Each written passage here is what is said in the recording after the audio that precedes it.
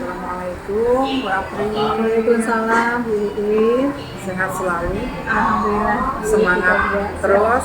Mudah-mudahan ini sudah kita berada di penghujung. Mudah-mudahan jangan kendor, tetap semangat dan mudah-mudahan sampai nanti di penghujung Bu April sehat selalu.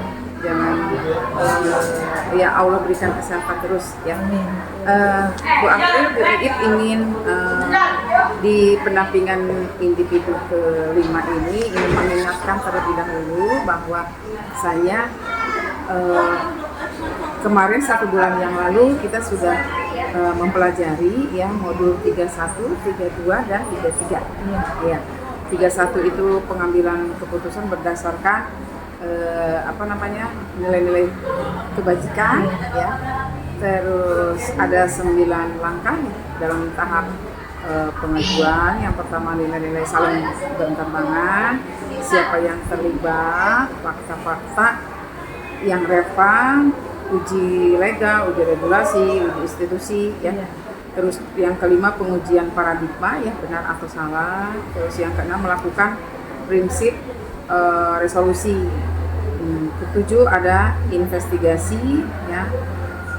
Terus juga ada buat keputusan, dan yang ke-9 lihat lagi keputusan dan refleksi ya. Dari ke-9 langkah atau tahap pengujian dalam pengambilan keputusan. Terus untuk 3.2 kita reminder lagi, yaitu pemimpin dalam pengelolaan sumber daya atau aset ya. Di dalam kita sebagai pemimpin kita harus jeli mengulik aset yang ada di instansi atau di suatu sekolah. Ada aset mungkin modal manusia, sosial, fisik, lingkungan, finansial, politik, agama, dan budaya. Jadi ada 7. Dan yang ketiga ini 3.3 itu pengelolaan sebuah program yang harus berdampak kepada siswa atau murid. Dari 3 modul ini kita akan bercerita dulu tentang pengambilan keputusan ya. Bila diceritakan proses apa saja yang sudah berjalan 1 bulan terakhir ini nih Bu April, dan apa yang dianggap oleh Bu April sebagai capaiannya dari keseluruhan ini. Kita bicara tentang modul 3 ya. Di modul 3.1 banyak hal yang bisa saya ambil, banyak hal yang bisa saya pelajari terkait dengan pengambilan keputusan, di mana di situ pengalaman saya mewawancarai 2 kepala sekolah yang sungguh luar biasa. Ternyata menjadi pemimpin itu tidak mudah, karena akan dipertemukan dengan masalah yang kadang membuat di satu sisi benar tapi di satu sisi salah, atau mungkin di satu sisi benar, di satu sisi juga benar, atau mungkin sebaliknya di satu sisi salah dan sisi lain salah. Dan bagaimana dari hasil wawancara itu saya menjadi belajar bagaimana ketika kita mengambil keputusan itu harus berpihak. Yang pertama adalah berpihak pada murid, dan yang berikutnya adalah bagaimana supaya melihat kebermanfaatannya. Iya, ketika itu bisa memberikan kebermanfaatan bagi banyak orang, maka itu harus menjadi prioritas. Dan ternyata tidak hanya sebagai kepala sekolah dengan banyak masalah, dengan harus banyak pertimbangan seperti itu, ternyata sebagai guru pun juga mengalami hal yang sama, sehingga ketika kita dihadapkan pada permasalahan seperti itu, saya belajar dari hasil wawancara itu banyak pelajaran yang perlu saya pelajari lagi, perlu saya gali lagi, sehingga ketika saya mengambil sebuah keputusan itu benar-benar sesuai dengan pengambilan keputusan yang sudah saya pelajari dalam modul 3.1. Itu Bu. Iya. Terus apa saja sih yang dari 3 modul itu yang kira-kira memang sudah berjalan dan yang dianggap menurut Bu April itu capaian saya? Yang sudah saya anggap berjalan yaitu di yang nomor 2 tentang pengelolaan aset. Misalnya? Ya, jadi pengelolaan aset, saya mencoba menggali aset yang ada di SMP Negeri 29, baik dari aset biotik maupun abiotik ya. Maksudnya kemarin? Jadi ketika saya Pilihan berarti?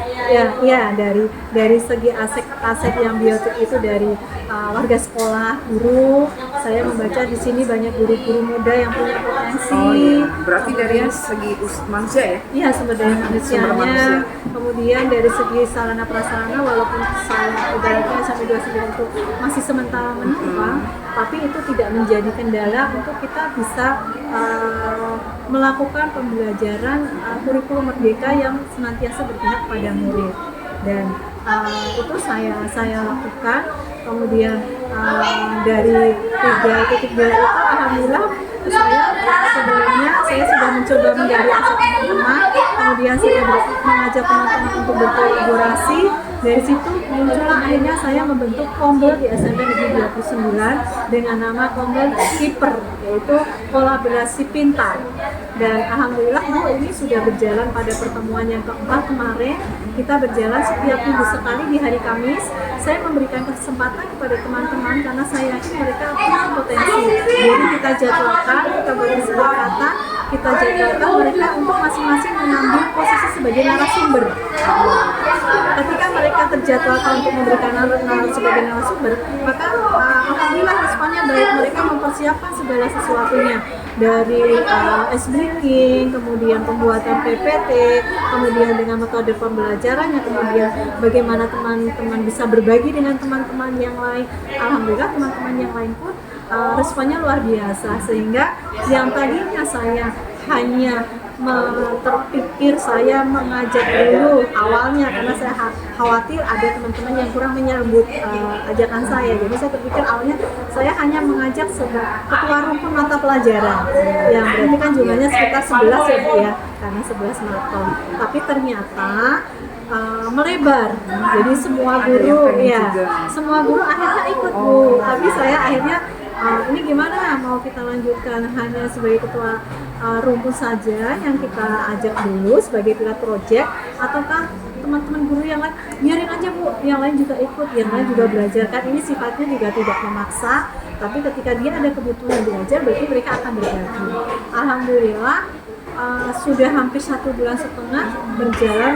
1 minggu sekali di hari Kamis kita belajar bersama. Materi yang sudah disampaikan itu pertama adalah public speaking. Jadi kita tidak melulu ke materi-materi. Iya betul Bu, tapi kita diawali dengan public speaking karena memang di sini ada MC yang sudah diakui oleh Kemenkominfo. Jadi dia sering dipakai oleh Kemenkominfo, jadi dia menularkan bagaimana cara menjadi MC, ya, ketika di hajatan, ketika di online, ketika harus bertemu dengan suasana-suasana yang berbeda, kita diajarkan itu. Kemudian pembelajaran berdiferensiasi, hasil saya desimulasi dengan teman, akhirnya teman saya itu ingin juga menularkan kepada teman-teman yang lain. Itu juga sudah disampaikan tentang pembelajaran diferensiasi. Dan yang berikutnya tentang PMM. Jadi kemarin itu tentang PMM karena di sini banyak guru baru yang benar-benar baru mengajar. Akhirnya kita mulai dari bagaimana cara membuka PMM, bagaimana kita cara mengerjakan aksi nyata. Ya itu action yang minggu ini kita lakukan. Gitu. Jadi alhamdulillah Kombelnya sudah terbentuk dan sudah belajar dan sudah mulai belajar dan mendapat sambutan. Itu yang menurut saya yang sudah saya capai untuk modul di modul 3 ini. Jadi keren banget Bu April, karena memang menerapkan itu termasuk komunitas juga kan. Iya. Memberdayakan komunitas praktisi itu tidak mudah. Pendekatan yang luar biasa dan Bu April berhasil. Ini kan berarti kan sudah merupakan pencapaian. Cerita-cerita ini bisa nanti di-share mungkin ya, bagaimana teknik dan caranya untuk bisa kita masuk ke lingkungan orang yang di luar dari ini ya. Keren, good job Bu April. Siapa dulu katanya? Siapa dulu katanya? Selanjutnya Bu April, ada langkah-langkah yang dilakukan ya dalam memetakan sumber daya.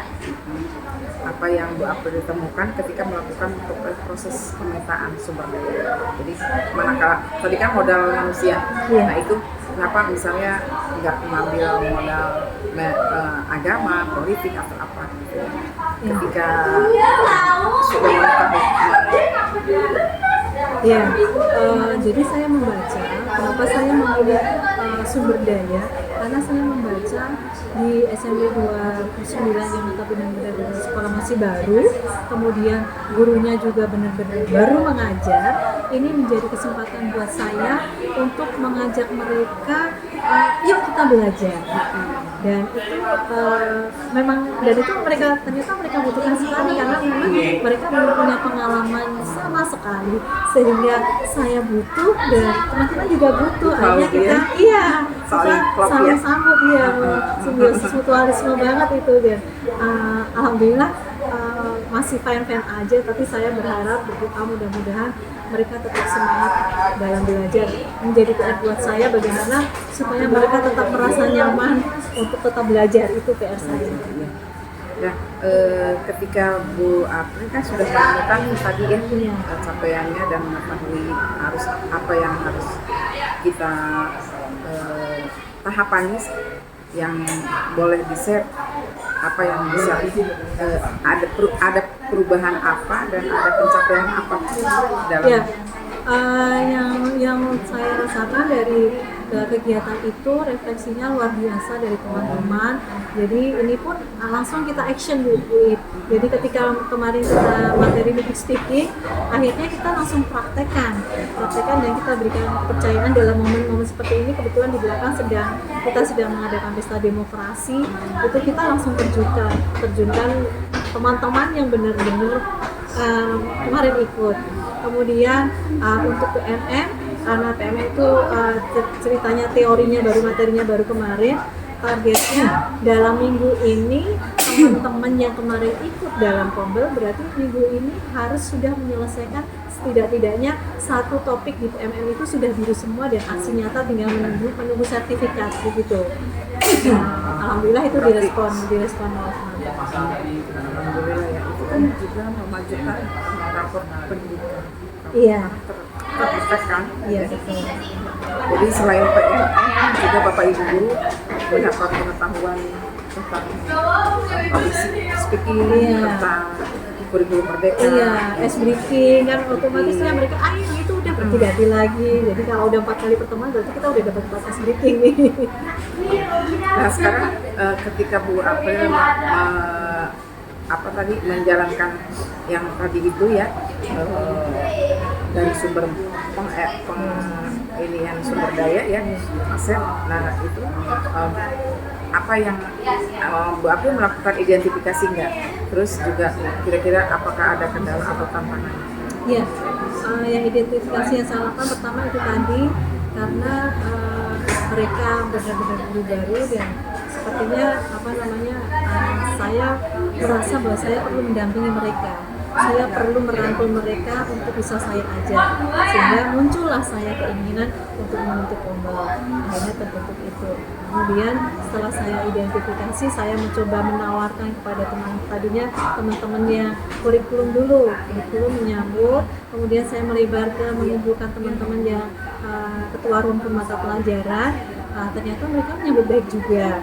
Kemudian setelah itu saya tawarkan lagi apakah ini cukup sebatas kita saja atau perlu teman-teman yang lainnya juga. Karena tadinya saya berpikir dari ketua rumpun mata pelajaran itu supaya mereka bisa mengimbaskan kepada teman-teman yang satu rumpun. Tapi ternyata yang lain ajak aja semuanya Bu, kalau mau kita lihat, ternyata yang lain juga menyambut. Nah dari situlah akhirnya tantangan kepada saya, bagaimana saya bisa membuat program yang menarik pada mereka, yang tidak monoton dan mereka belajar tapi tidak berasa belajar. Akhirnya saya membuat kesepakatan, saya kumpulkan, saya launching bersama kepala sekolah terkait dari program yang sudah saya bicarakan dengan teman-teman. Kemudian di launching, kemudian saya mulai membuat penjadwalan. Saya buat untuk dari bulan Oktober sampai berakhir nanti di bulan Desember. Jadi sudah terjadwal Bu. Jadi misalkan untuk yang Kamis Oktober itu narasumbernya siapa, kemudian moderatornya siapa. Saya hanya menunjuk 2 orang. Nah, segala sesuatunya akan disiapkan oleh moderator, dari mulai mengundang, kemudian dia memperkenalkan CV dari narasumber, kemudian mereka mengarahkan teman-teman belajar, itu adalah tugas moderator. Sementara tugas narasumber sendiri adalah menyiapkan materi sesuai dengan materi yang mereka pilih. Jadi narasumber ini di awal itu saya sudah meminta mereka memilih, teman-teman mau memilih apa, terserah sesuai dengan potensi yang teman-teman miliki. Saya ini aja karena saya suka MC, jadi saya public speaking monggo. Terus saya karena udah dapat sertifikat banyak PPNM, kalau PNM boleh nggak? Boleh. Terus saya ini aja deh, metode belajar tentang ini aja, ChatGPT boleh. Mereka sekarang udah tahu bahwa saya besok akan memberikan materi tentang ChatGPT atau tentang PNM. Mereka udah tahu, dan mereka udah tahu tugas-tugasnya, kapan saya harus bertugas sebagai moderator dan kapan saya harus bertugas sebagai narasumber. Dan itu saya coba di awal itu saya coba untuk untuk mencoret, besok tugas, tapi alhamdulillah berikut kesininya justru mereka yang mengingatkan saya.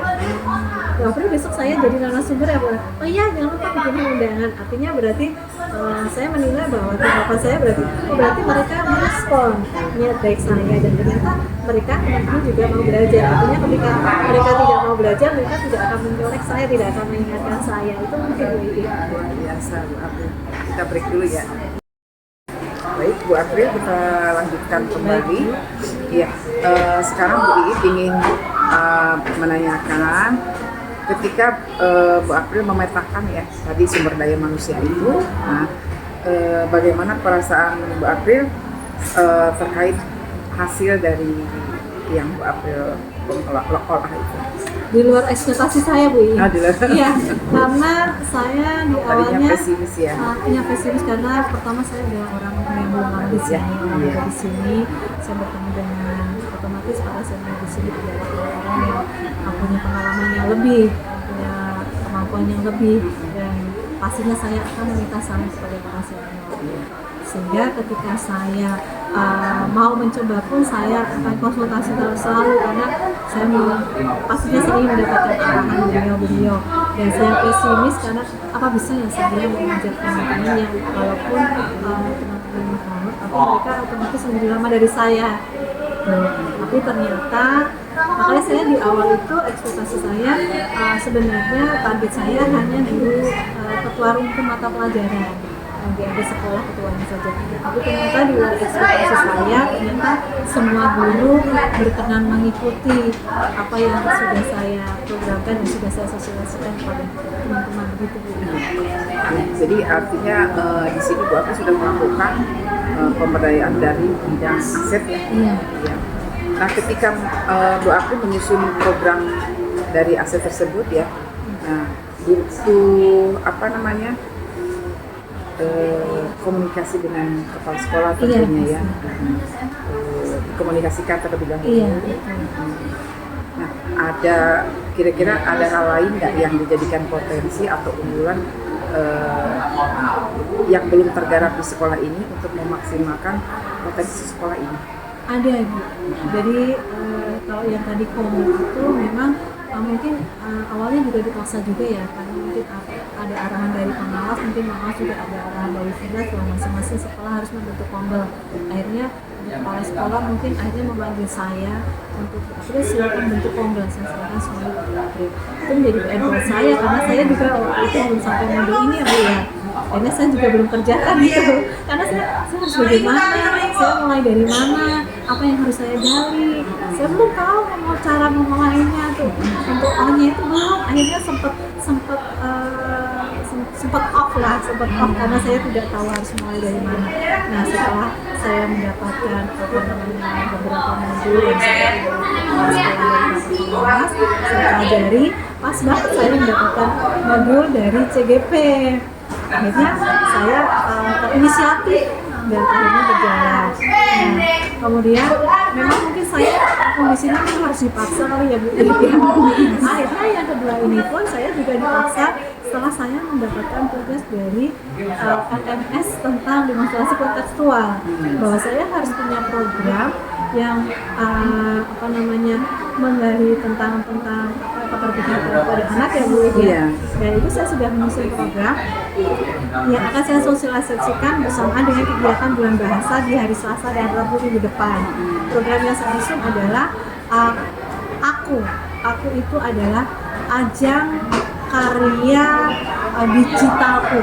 Jadi saya mengajak anak-anak membuat semua siswa kelas 7 dan 8 membuat buku digital melalui AnyFlip atau video tentang pengalaman dia melalui YouTube, yang nanti saya akan mengajak mereka untuk membuat sebuah buku minimal 5 lembar saja. Bisa dalam bentuk puisi, bisa dalam bentuk komik, bisa dalam bentuk pantun, atau bisa dalam bentuk rangkuman buku-buku pelajaran. Dan itu sudah saya praktekkan pilot projectnya di kelas 3 di kelas 8 dan 2 di kelas 7. Jadi mereka kalau di kelas 7 itu karena terkait materi saya terkait dengan norma, anak-anak satu anak itu saya suruh membuat dua gambar yang dikomentari, gambar penerapan tentang norma dan gambar tentang pelanggaran norma. Setelah mereka mendapatkan gambar, mereka akan mengomentari. Saya tanya, ini gambar apa? Ini penerapan atau pelanggaran? Penerapan. Kenapa kamu bisa mengatakan ini penerapan? Karena kan dia udah pakai helm Bu. Oke, kamu tinggal tuliskan di bawahnya ya. Akhirnya jadilah. Setelah itu saya bentuk dalam satu kelompok itu ada semua norma, ada norma agama, ada norma sosial, ada norma hukum, ada norma keseluruhan. Silakan kalian bentuk satu kelompok ya. Gambar-gambar itu kalian kumpulkan semuanya di satu orang. Setelah itu saya arahkan mereka untuk masuk ke AnyFlip, e-book untuk membuat perpustakaan masing-masing. Dan ternyata saya cuma ngomong begitu. Ini udah selesai, udah saya kumpulkan di satu PDF. Oke, masuk ke Google, tulis AnyFlip. Wilujeng, di mana dia nak rapat? Saya tempat. Sanes Bu Nenek pada rapat di mana? Mau ke kantor pajak. Oh, ke kantor pajak. Maka akhirnya saya cuma teman-teman masuk AnyFlip, silakan di kotak-katik, nanti akan menjadi bentuk yang seperti ini. Saya berikan contoh AnyFlip saya, dan itu jadi Bu, itu juga di luar ekspektasi saya. Oh ternyata bisa. Oke, udah jadi. Akhirnya itu berarti kalian sudah punya masing-masing sudah punya perpustakaan pribadi e-booknya. Silahkan nanti. Nah ini saya mau mencoba untuk menggerakkan semua kelas 7 dan kelas 8. Kebetulan minggu depan itu ada bulan bahasa. Saya akan mengarahkan mereka untuk membuat terserah deh karya mereka. Sebelumnya saya akan polling dulu lewat Google Form. Mereka akan menulis apa? Pantun, atau cerita singkat, atau ringkasan buku, apa aja lah, atau komik, atau apa gambar apa, jadi, animasi. intinya ini belum tergarap ya? Ya ini sedang yang akan saya garap. Akhirnya itu terbesit di pikiran saya untuk lebih literasi digital dengan pembuatan itu Bu, ajang karya bukuku, dengan akhirnya endingnya masing-masing anak mempunyai perpustakaan pribadi. Iya digital Pribadi. Iya betul. Keren Bu April, luar biasa deh. Bu April inspirasi banget ya, luar biasa pengalamannya dalam mengendalikan huruf 31, 32-nya tentunya berdampak ke 33 ya. Ya, sekarang Bu Iit akan kembali ke 3.1 dalam pengambilan keputusan. Nah, berdasarkan pengalaman Bu April nih, bagaimana nih Bu April bisa mempengaruhi dalam pengambilan keputusan ini? Tentunya secara Bu April juga kan sebagai guru yang sudah mengajar dari tahun 2009 ya, 2009, jadi sekitar berapa tuh? Ada 14 tahun. 14 tahun sudah cukup lama. Itu juga akan mempengaruhi dalam proses pengambilan keputusan Bu April sebagai guru ya. Nah, bagaimana lama mengajar itu bisa mempengaruhi pengalaman mengajar Bu April itu bisa mempengaruhi Bu April dalam pengambilan keputusan? Iya, lamanya saya mengajar sangat mempengaruhi saya dalam mengambil keputusan ya, Bu, ya. Karena di situ selama perjalanan kurang lebih 14 sampai 15 tahun itu saya banyak belajar berhadapan dengan murid yang berbagai macam karakteristik, berhadapan dengan teman-teman sejak karakteristik juga yang kadang terbentur dengan berbagai kepentingan, berbagai permasalahan yang saya harus selesaikan. Dan ini jujur perjalanan waktu mengajar dan bersosialisasi dengan teman-teman yang di atas, yang senior-senior saya, banyak mengajarkan saya bagaimana bisa menatah hati, bagaimana saya bisa bersikap bijak, bagaimana Ini di mana? di sana juga, di sini juga. Bagaimana bisa menatah hati, bagaimana kita bisa menopang dada, gitu ya. Jadi saya banyak belajar, kemudian bagaimana saya harus menghadapi teman-teman yang masih sangat muda, karena saya berpikir sepertinya kalau teman-teman yang muda itu agresif, jadi kadang peran hati atau main hatinya itu kurang gitu. Dan itu butuh proses cukup panjang karena saya mengalami sendiri, Bu. Harus pakai melo-melo, harus banyak, artinya harus banyak masalah yang harus dihadapi dulu, karena ternyata dengan berbagai masalah yang dihadapi itu jujur membuat sosok yang kuat, menjadi sosok yang bijak. Jadi perpustakaan hati. Iya, menjadi perpustakaan hati. Betul. Bagaimana kita nanti, itu kan dulu pernah. Tapi kita waktu itu pernah dibaca. Pernah dibaca, pernah dilakukan. Cuma mungkin waktu itu kurang bijak ya, karena mungkin masih muda gitu. Ketika perjalanan waktu itu sangat-sangat berpengaruh, terutama dengan hati ya. Nah, Bu April, apakah dari hal-hal yang mempengaruhi pengambilan keputusan tersebut ya, mungkin ada hal yang perlu dikembangkan atau dievaluasi sehingga nanti dalam pengambilan keputusan itu kita lebih bijak lagi? Iya, perlu Bu, banyak Bu. Saya masih banyak perlu belajar, terutama dalam hal pengambilan keputusan. Belajar kesadaran untuk terus belajar pada diri saya sendiri, untuk selalu belajar dan itu terpacu juga, termotivasi juga dengan program CGP. Kemudian kalau dari CGP saya terbesit, saya pengen jadi PP ya, kayaknya ilmunya bermanfaat juga gitu ya. Terus kayaknya nanti kalau dari FASIL mungkin permasalahannya juga lebih besar lagi. Artinya kenapa saya memilih itu, karena sepertinya itu yang tidak mengganggu aktivitas saya sebagai guru dan tidak mengganggu tugas-tugas pokok saya, dan itu bisa saya kerjakan gitu. Artinya di situ saya belajar, karena jujur ketika dari CGP banyak banget ilmu yang isinya daging semua, nggak ada yang bisa dibuang.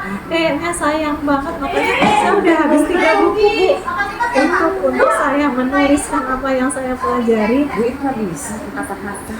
Karena saya tuh nggak bisa kalau nggak ditulis, Bu. Ya, emang udah beda ya. Iya. Kalau Bu itu kan gonjreng. Iya. Nggak beda ya. Kalau itu mungkin secara lisan ya, audio ya. Iya, kalau saya itu harus saya tulis, dan setelah tulis harus saya baca. Jadi saya itu yang dapat dari BPGP itu udah habis lama banget, dari pulpen, dari ATK itu udah habis semuanya. Udah saya tambah lagi diary yang udah segini ini.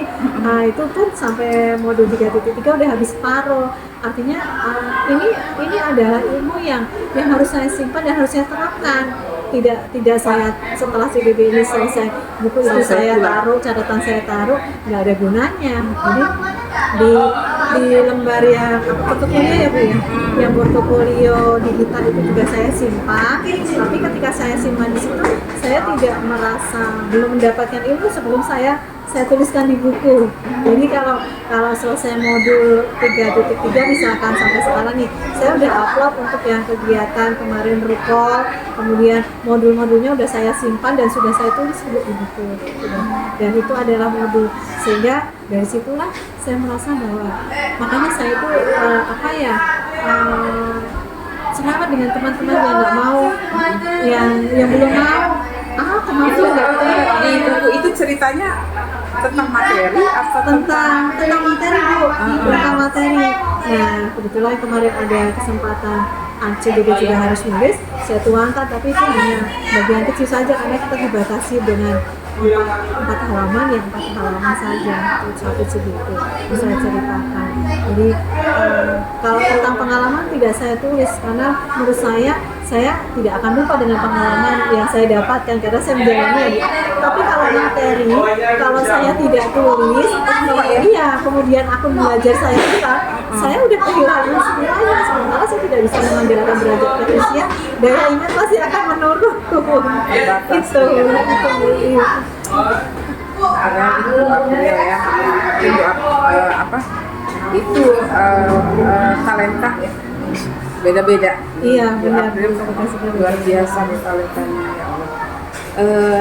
Ini flashback mungkin ya untuk Bu April dalam pengambilan keputusan ya, pengalaman yang berkesan apa nih terkait pengambilan keputusan yang mungkin jadi dilema etika nih. Ya. Atau dengan rekan sejawat. Iya, pengalaman saya dan pengambilan keputusan terutama banyak banget berkaitan dengan dilema etika.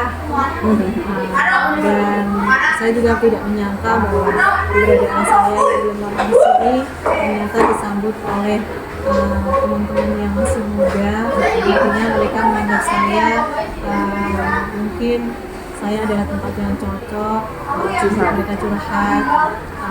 Itu mungkin membaca ada beberapa kotak dan alhamdulillah saya berada di posisi tengah dan mereka saya tidak akan membedakan mereka. Ketika saya membaca ada kotak-kotak, maka saya dalam mindset saya punya niatan baik, saya akan menghilangkan kotak-kotak itu menjadi sebuah kebersamaan. Itu PR saya, Bu. Sehingga dilema etikanya itu ketika misalkan di sisi sini mengadu tentang sana, di sisi sana mengadu tentang sini, bagaimana saya harus bersikap tetap saya pada posisi tengah. Itu yang kadang butuh saya pikirkan dulu sebelum menjawab mereka. Ketika mereka, tapi saya mau curhat, oke, ini. Otomatis saya tidak akan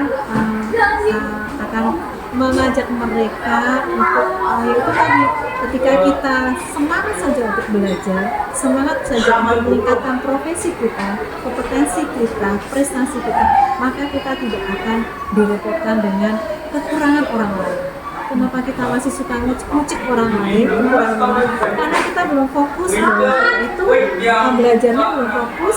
Kemudian karena kita tidak belajar belum fokus, akhirnya kita tidak punya kesibukan. Nah itu. Ketika kita tidak punya kesibukan, akhirnya waktu-waktu itulah setan masuk. Akhirnya kita diajak setan untuk nah itu. Dilematikanya banyak banget di situ, Bu. Iya, jadi saya banyak belajar sekali di situ, banyak banget. Tapi tiap sekolah juga pasti ada yang seperti itu ya, suasana seperti itu pasti di sekolah. Apalagi dalam ruang guru yang sekecil itu, dan sekarang guru nambah lagi. Iya. Terus dari apa yang Bu April dan teman-teman putuskan, menurut Bu April pribadi apakah yang sudah sesuai dengan prinsip-prinsip dalam modul 3.1 itu pengambilan keputusan. Pengambilan keputusan ya, mengajak teman-teman untuk menjadi pribadi-pribadi yang mau belajar di mana saja, tanpa mengenal waktu, memulai dari diri kita sendiri, kesadaran diri itu yang paling penting. Kemudian ketika kita bisa mengajak teman itu syukurlah, tapi kalau belum bisa ya setidaknya kita dulu kita mau belajar dari hal yang kecil. Jadi dan ketika kita masuk format kan orang udah paradigmanya udah kayaknya susah banget. Padahal kan itu sesuatu sebenarnya dimulai dari hal-hal yang sangat kecil yang sering dilakukan keseharian gitu. Itu yang perlu ditanamkan karena merubah paradigma itu yang sulit ya Bu Ibu ya. Kalau dari kita kurikulum 2013 kemudian ke kurikulum Merdeka itu masih ya kalau dulu kemudian kita dibilang ini dan sebagainya ya memang itu masih dirasakan juga ya, tapi itu kan tidak menjadi kendala bagi kita sosok yang mandiri, kemudian mau belajar sepanjang hari, empati dan mau berkolaborasi. Itu saja yang saya inginkan dari teman-teman sih Bu. Sehingga tidak ada kotak-kotak yang akhirnya ujiannya tidak berpihak kepada siswa, tapi ujiannya malah berpihak kepada guru, ya itu yang tidak diinginkan. Nah, dari pengambilan keputusan yang tadi ya, adakah ada yang perlu dikembangkan lagi, evaluasi lagi terkait pengambilan keputusan ini? Yang perlu dikembangkan lagi mungkin saya Atau dievaluasi? iya, yang perlu dikembangkan, saya harus banyak belajar dengan teman-teman senior yang mungkin saya anggap dia lebih mumpuni gitu ya, lebih bijak dalam, karena kadang kan ada juga senior yang sudah senior tapi tidak bijak dalam mengambil keputusan. Saya juga harus pintar-pintar dalam kemudian evaluasi yang harus saya lakukan, evaluasi terutama buat diri saya sendiri. Saya selalu masukan kepada teman-teman terkait apa ya, bukan kebijakan ya, tentang ketika saya mengambil keputusan ini, apakah teman-teman sudah fine ataukah masih ada yang ganjal. Ketika ada yang ganjal kan berarti itu masih menjadi buat saya ya Bu. Tapi ketika mereka fine aja berarti mereka nyaman. Tapi saya tetap meminta teman-teman untuk memberikan jangan sungkan untuk memberikan masukan ke saya, karena artinya setiap kata marah itu menjadi sebuah evaluasi buat saya yang harus saya terima. Alhamdulillah sih Bu, mereka juga fine juga. Tergambarlah sudah 1 bulan apa yang sudah dilakukan Bu April ya. Kira-kira nih Bu April, apa yang perlu kita ambil pelajaran dari modul 3 ini? Banyak banget Bu. Banyak ya. Dari tadi ceritanya ya. emang Iya, banyak. banyak sekali Bu. Ini terkait dari pengambilan keputusannya juga saya banyak belajar di situ. Pas banget kondisi saya harus berinteraksi dengan tempat baru, suasana baru, orang-orang baru, dan semuanya. Kemudian yang kedua juga sangat banyak juga materi yang Tadi kayak kombel ya. Kombel, itu ya. kan memang masuk ke 3 ya. Iya. Yang berdampak kepada murid. Dampak pada murid, tapi juga masuk ke 2 ya Bu, tentang aset ya Bu. Aset juga. Iya. Iya, udah ini. Banyak sekali. Terus ada tambahan nggak kesulitan yang ketika Bu April menerapkan proses pembelajaran terus kegiatan yang berdampak pada murid? Sejauh ini sepertinya sudah cukup Bu. Cuma ya mau doanya aja untuk program yang akan saya gulirkan ini, karena target saya adalah seluruh siswa. Mudah-mudahan teman-teman baik wali kelas maupun saya melibatkan wali kelas Itu perlu kuota kah internet ya? Iya, tapi kan mereka anak-anak kuotanya nggak terlalu besar kayak visi sebut, sangat sedikit, nggak mudah gitu, dan waktunya tidak terlalu lama. Tapi untuk menggerakkan seluruh siswa di kelas 7 dan kelas 8 yang kurang lebih berjumlah sekitar 600 sampai 700 itu, saya berkolaborasi dengan guru mata pelajaran, kemudian berkolaborasi dengan guru para wali kelas, sehingga harapannya saya akan bisa memantau dari teman-teman wali kelas untuk bagaimana respon dari para siswa saya. Selain saya juga mengeluarkan link Google Form untuk isi siswa.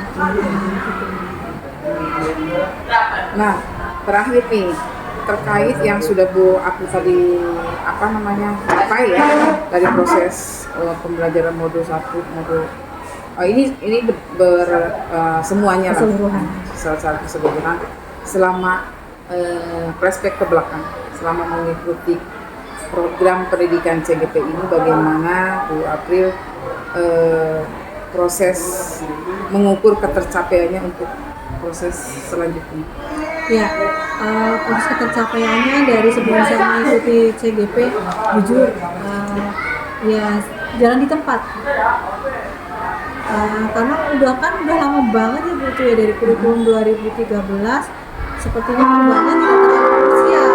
Jadi seolah-olah ya jalan tempat, bete, kejenuhan itu ternyata tidak dari saya sebagai guru saja, terbaca juga dari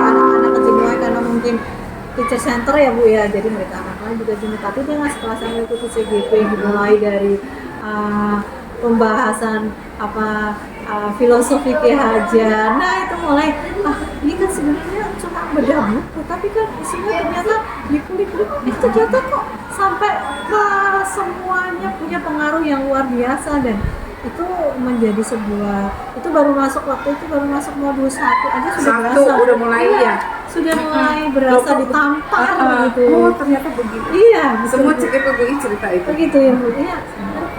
Ini kan ya Allah, ternyata berarti selama ini bahkan terjadi, kenapa nggak dari dulu ya gitu.